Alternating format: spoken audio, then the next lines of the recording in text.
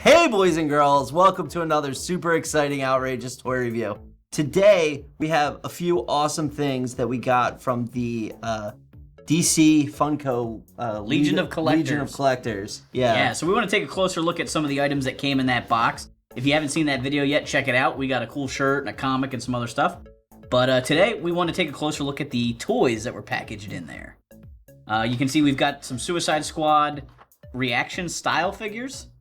And we've got a Pop Vinyl figure. They're just action figures, not reaction figures. Right, they're reaction style, though. Yeah. Because they have the old-fashioned Star Wars articulation. And these are by Funko, who does reaction.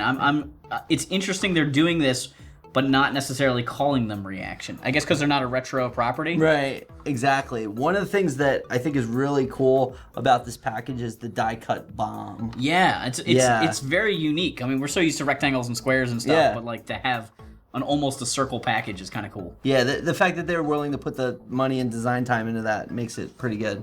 All right, so what do you want to start with? I think we'll save the best for last, but I have a Funko Pop. I have the Suicide Squad Enchantress. This is different from the one that you'll find, in the wild, the DC Comics Legion of Collectors exclusive one. They just open so easily I now. love the fan print package. Boom. Boom. It's out. So actually, wait. Yeah, pull that out. Hey.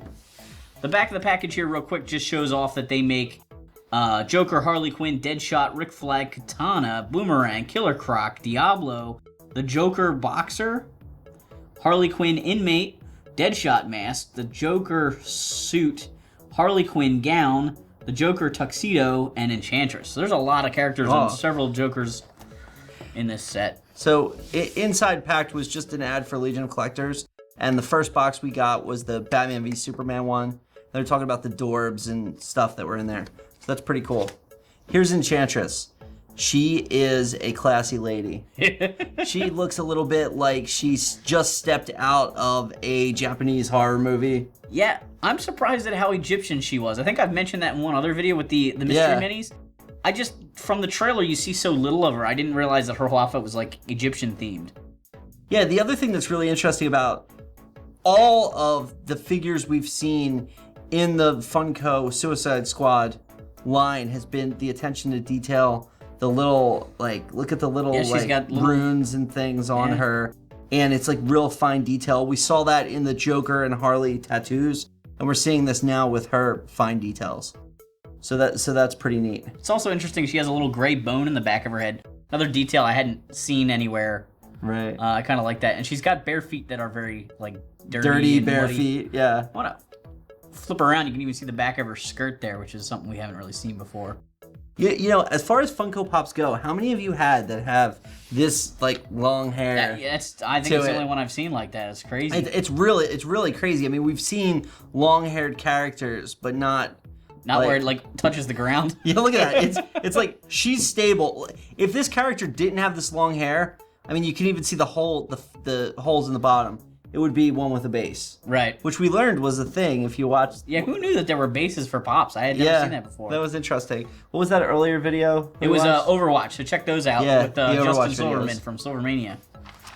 All right, who do you want to open? I'll go with Jared Leto. All right, I got Margot Robbie here. Yeah. So here's the new Joker, and he's in his coat, and we're gonna pop this open and take a look inside. I've got Harley Quinn in her not crime fighting outfit. I don't know. Being a member of the squad. Her bartender outfit. Bartender outfit. Right. Smashing windows and saying we're the bad guy outfit. Yeah. You know what? Look how clean that was. Normally you're just It was like a spot of glue. Yeah. Right out. Not much. Well, here you go. So here's the Joker out of the package. The first thing I noticed right away, the first thing that you noticed right away, was the fact that these characters have a little more articulation than the standard reaction figures do. You can see that he moves at the elbow here, and he's got the swivel at the arm. He's got rotation at the head, but not much. It's real tight, but it's there. And then he bends at the knee. Look at that. Now that's obstructed a little bit by, you can see it's obstructed a little bit by the coat, but it's still there. And then no swivel. Yeah, no ab crunch or no Yeah. waist swivel. But I mean, overall, you know, you're looking at something that has a bit more articulation than the reaction figures. The other thing that's cool is his hand. It looks like he can hold something, even though he doesn't come with an accessory like Harley does. You could give him like a G.I. Joe gun or something if you wanted to do that. And the other thing that's kind of cool is he has the coat, but if you look at the way it's cut on the back here, if you look at the way it's cut, he has the leg movement because there's a gap in it, which is good. Again, just like I mentioned about Enchantress, you could see the tattoos on his face, you could see and chest, and they're like very fine and actually legible. Like it says Joker on his abs, and it says damaged on his forehead, and he has a J on his cheek, and they're easy. You know, you can read them. They're legible, which is cool. And the last thing that's really cool is he has Batman leggings on, which is kind of funny. I've got Harley Quinn here, who is kind of a similar style figure. She has the same articulation with that head rotation, joint at the shoulders there, elbow joints.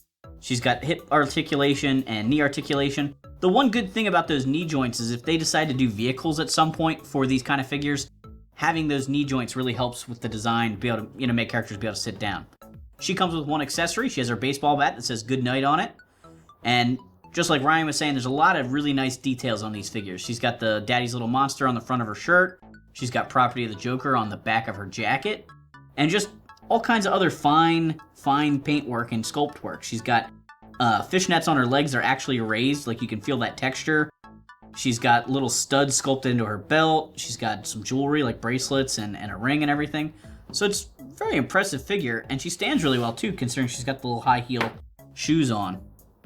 Because that made me a little bit nervous that she might have some issues standing. Hey, I just noticed something. The Joker does have the texture that you were talking about on his coat and everything. Yeah, it's almost like a lizard skin texture. The arms and legs are metallic. Oh yeah. But the chest is not.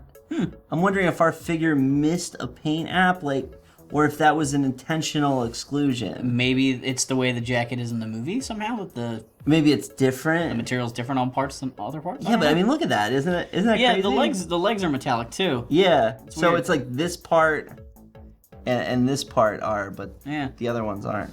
But they're cool. I would love to see the rest of these. The squad, yeah. Yeah, that'd be great.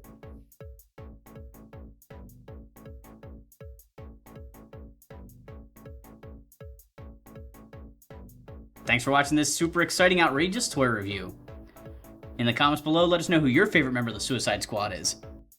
Make sure to like, subscribe, and check out our other videos.